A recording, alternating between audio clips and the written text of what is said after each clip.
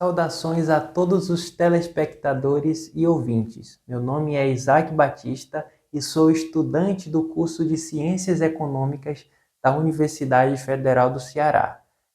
Neste vídeo, eu irei abordar sucintamente o livro Menos Estado e Mais Liberdade, de Friedrich Hayek.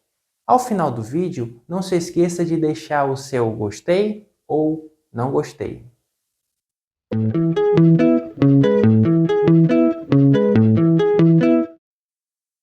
O livro, em geral, ele destaca a importância das ideias de Friedrich Hayek, que é um defensor da liberdade individual e crítico do pensamento econômico excessivo. O autor, escritor e economista Hayek, ele alerta sobre os perigos da perda de liberdades individuais e da interferência estatal dentro da economia. A obra ela é escrita e comentada por Donald Joseph Broadhouse, o qual ele incentiva os leitores a explorar as obras de Hayek para um entendimento mais profundo, e além de destacar a relevância contínua de suas ideias em um contexto de crescente intervencionismo estatal. Eu faço aqui uma menção de algumas recomendações de leitura que são fornecidas dentro do livro, para aqueles que são interessados em aprofundar o seu conhecimento sobre as ideias do autor. O primeiro deles é O Caminho da Servidão. O segundo é A Constituição da Liberdade. E o terceiro, ele é um artigo que foi escrito e destinado aos estudantes de economia, escrito por Hayek, cujo título é sobre o uso do conhecimento na sociedade, que ficará disponível aqui na descrição do vídeo. Ao longo do vídeo eu comentarei cerca de 10 capítulos do livro de uma forma resumida e explicarei as ideias por detrás de cada título em consonância com os textos dos capítulos. No capítulo 1, são discutidos temas como a importância da propriedade privada e a liberdade econômica para o florescimento individual. Outro sim é citado a questão da inflação causada pelo aumento na oferta de moeda e seus efeitos nos preços dos bens e serviços. Ademais, também é retratada a criação de dinheiro pelo governo e suas possíveis distorções na economia, o que leva a incentivar investimentos excessivos em indústrias superexpandidas, resultando em inflação, desemprego e outros problemas econômicos. Em face disso, o autor ele destaca a necessidade de limitar o poder político sobre a oferta de dinheiro, seja ela retornando ao padrão ouro ou implementando uma norma monetária ou até desnacionalizando o dinheiro. O autor responde o título do capítulo Como compreendemos um mundo incrivelmente complexo, destacando a importância dos mercados baseados em propriedade privada e liberdade contratual. Ele destaca que os preços em uma economia de mercado fornecem sinais cruciais que orientam as escolhas econômicas, demonstrando a interconexão de diversos elementos na economia. A liberdade individual e o Estado de Direito são fundamentais para garantir a prosperidade e o bem geral em um mundo certamente complexo.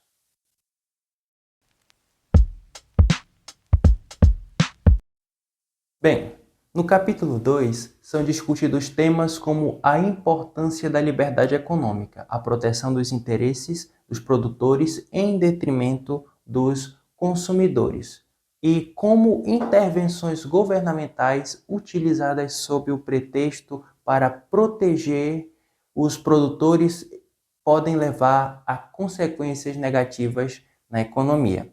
Também é abordada a relação entre mudanças econômicas, crescimento e desemprego. O sistema de preços é destacado como um mecanismo de comunicação de informações na economia, onde cada preço representa uma unidade de informação necessária para a produção de bens e serviços.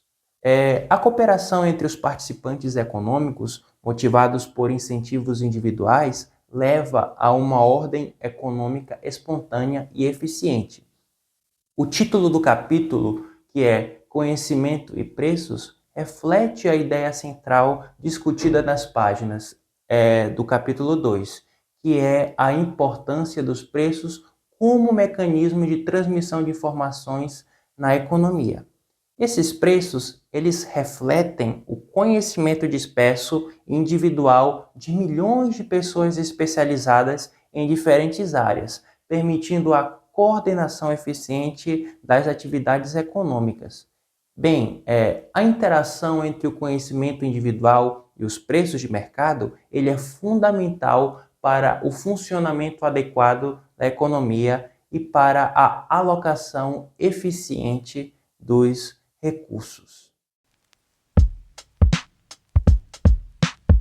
Bem, neste capítulo, o capítulo 3, é discutido a importância da propriedade individual e da ordem espontânea na economia. A propriedade privada permite que os indivíduos busquem seus próprios interesses e preferências também, o que contribui para a eficiência econômica. Já a ordem espontânea, ela surge da interação entre proprietários de recursos e consumidores, o que resulta em uma alocação eficiente de recursos sem a necessidade de planejamento centralizado. Cada proprietário busca os melhores retornos com a sua propriedade, enquanto os consumidores buscam a maior satisfação possível, o que leva a uma ordem econômica geral, que não é planejada por ninguém, mas que se desenvolve de forma espontânea.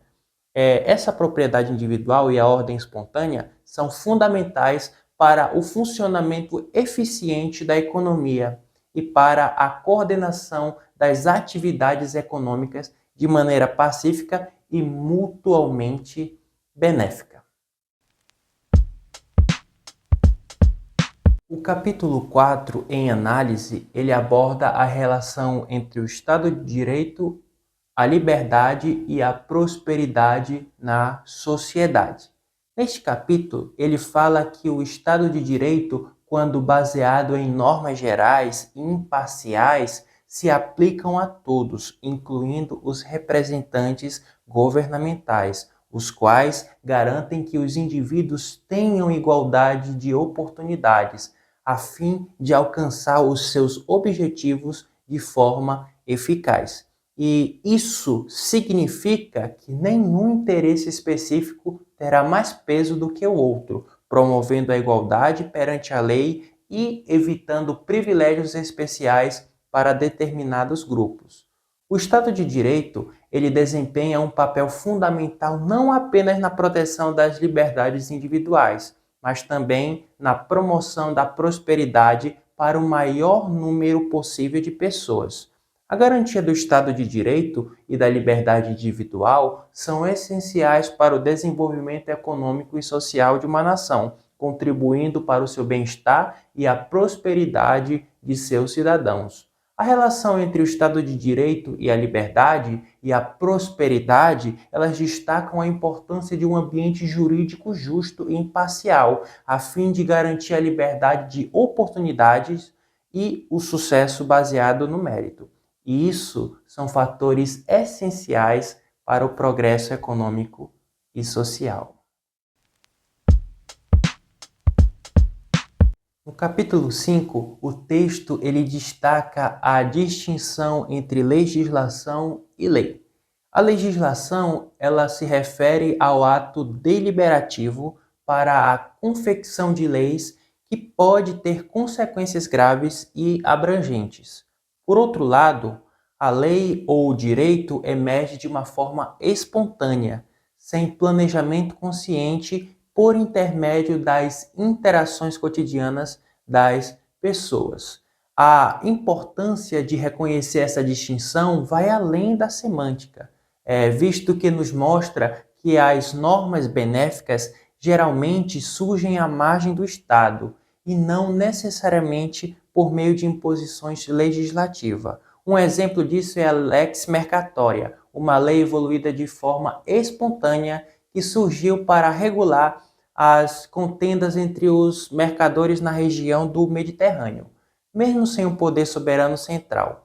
Essa distinção entre legislação e a lei ressaltam a importância de compreender como as normas emergem de maneira espontânea e como a legislação planejada nem sempre reflete as necessidades e práticas sociais efetivas.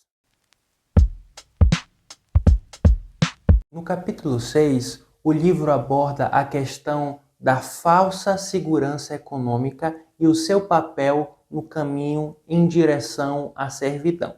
Nesse capítulo, é destacado que a busca por segurança econômica, quando concedida a determinados grupos em detrimento de outros, pode levar a um desequilíbrio entre segurança de uns e insegurança de outros. Esse desequilíbrio resulta em uma luta cada vez maior pela segurança em detrimento da liberdade individual. O compromisso do governo em proteger cada vez mais pessoas das consequências negativas das mudanças econômicas acabam por ampliar seus poderes sobre as ações individuais, limitando a liberdade de pessoas. A introdução de novos produtos ou mudanças econômicas, elas podem afetar negativamente os proprietários e os trabalhadores dos setores já postos, o que evidencia como busca por segurança econômica, isso daí pode resultar em perdas e desafios para alguns grupos da sociedade.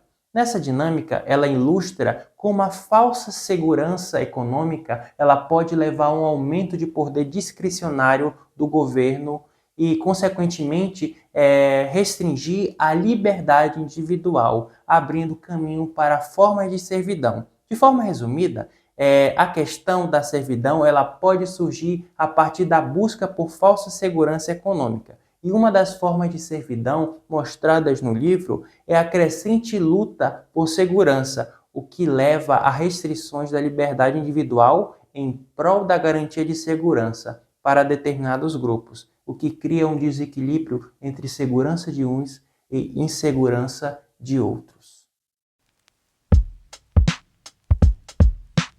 No capítulo 7, o livro menciona a dinâmica das expansões e contrações econômicas, que são conhecidas como boom e bust. Essas contrações e dinâmicas, elas destacam que as distorções nos preços relativos de bens de capital em relação aos bens de consumo são as principais fontes dessas flutuações econômicas. Hayek, ele argumenta que as taxas de juros desempenham um papel crucial nesse processo, que reflete a preferência temporal das pessoas e influencia os investimentos a longo prazo. Bem, a demanda agregada, ela representa a demanda global por bens e serviços na economia e é frequentemente considerada um fator-chave para o sucesso econômico. No entanto, na visão do economista Keynes, mostra que recessões são causadas por uma demanda agregada insuficiente, a qual ela pode levar a políticas públicas equivocadas, que buscam aumentar a demanda como uma solução para as recessões.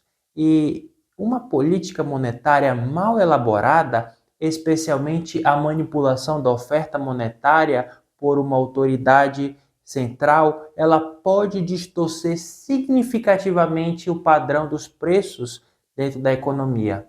E a injeção de dinheiro novo na economia, por meio de empréstimos bancários, pode levar a distorções nos preços e alocar recursos de forma ineficiente, o que resulta em impactos negativos para a economia. No capítulo 8, o livro aborda a questão da inflação e seus efeitos negativos na economia. A inflação ela é descrita como uma maldição que traz consequências danosas, como a distorção dos preços relativos, a perda do poder de compra da moeda e a incerteza econômica.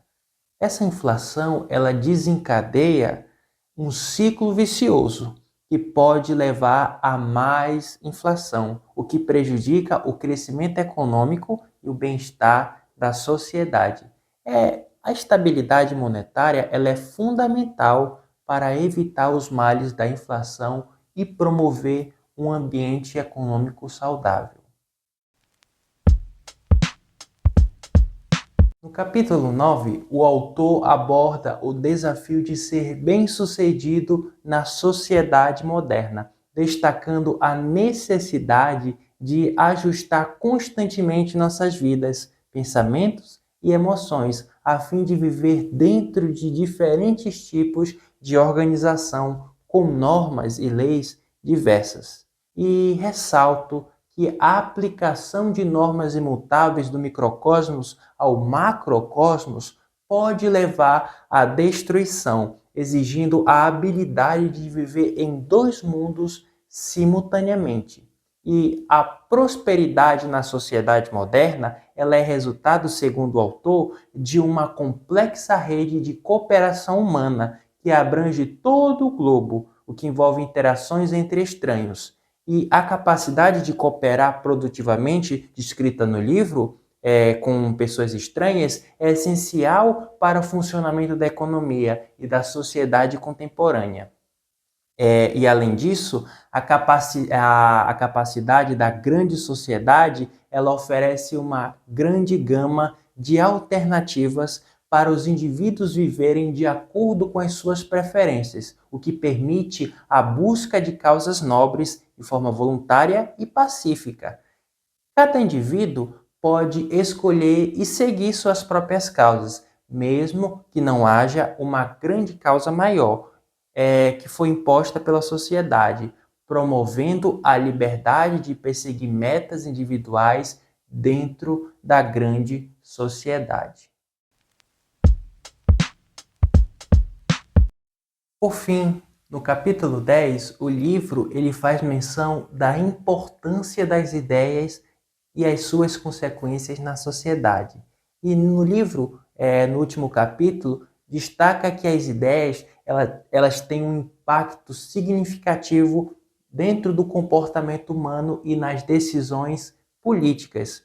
Por exemplo, nos governos totalitários, eles investem em recursos consideráveis para controlar as ideias das pessoas, o que evidencia o poder das ideias em influenciar ações e políticas econômicas. E, além disso, a liberdade de expressão ela é fundamental, pois as ideias elas têm o poder de determinar as ações dos governos. Portanto, a capacidade de compartilhar ideias e debater livremente contribui para a formação de uma sociedade mais justa e democrática. Espero que vocês tenham gostado do conteúdo do vídeo e não se esqueçam de deixar as suas considerações finais na ala dos comentários. E também não se esqueçam de deixar suas avaliações de gostei ou não gostei. Desde já agradeço muito a sua audiência.